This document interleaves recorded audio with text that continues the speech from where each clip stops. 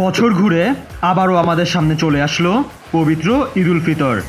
তোমাদের সবাইকে ঈদ উল ফিতরের শুভেচ্ছা জানাই। দীর্ঘ 1 মাস রোজা এবং ইবাদত করার পর আমরা এই ঈদের দিন সবাই আনন্দ উৎসব করি। সবাই মিলে পাড়া প্রতিবেশীদের সাথে ঘুরতে যাই, মজার মজার খাবার খাই, আনন্দ ভাগ করে নেই। কিন্তু সোলজার, এই আনন্দ তোমাদের জন্য নয়, এই ঈদ তোমাদের জন্য নয়। ঈদের পরেই তো তোমাদের পরীক্ষা আছে, বোর্ড পরীক্ষা আছে, চাকুরির পরীক্ষা আছে, কোনো বিশ্ববিদ্যালয়ে ভর্তি পরীক্ষা আছে। তোমাদের এখন প্রস্তুতি নিতে হবে কঠোরভাবে, যাতে সামনের পরীক্ষাগুলোতে সফল হতে পারো।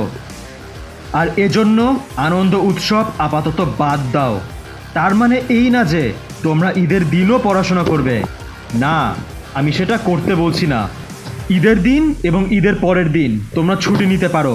এই 2 দিন তোমরা আনন্দ উপভোগ করবে, ঘুরতে যাবে পরিবার নিয়ে, সুন্দর সময় কাটাবে। কিন্তু এর বেশি ছুটি নিয়ে ফেলো না সোলজার, তাহলেই কিন্তু অনেক বড় বিপদ হয়ে যাবে। তোমাদের মধ্যে অনেকেই আছো যারা কিনা ঈদের অজুহাত দিয়ে দিনের পর দিন ছুটি নিয়ে ফেলো। 6-7 দিন পার হয়ে যায়, তারপরও তোমাদের ঈদের আমেজ শেষ হয় না। এমন করাটা বিন্দুমাত্র ঠিক নয়। তোমাদের সামনে তোমাদের স্বপ্ন পড়ে আছে, যেটা তোমাকে বাস্তব করতেই হবে যেভাবে হোক। তোমার তো এখন ঈদের অজুহাত দিয়ে 6-7 দিন বিরতি নেওয়া মানায় না।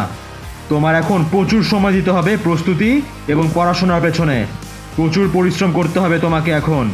তাই সোলজার, এই ঈদে আপাতত বেশি ছুটি কাটিও না। বড়জোর 2 দিন তুমি আনন্দ উপভোগ করতে পারো। 3য় দিন থেকেই আবারও নেমে পড়ো মাঠে। পড়াশোনা এবং পরিশ্রম চালিয়ে যাও, সাফল্য আসবেই।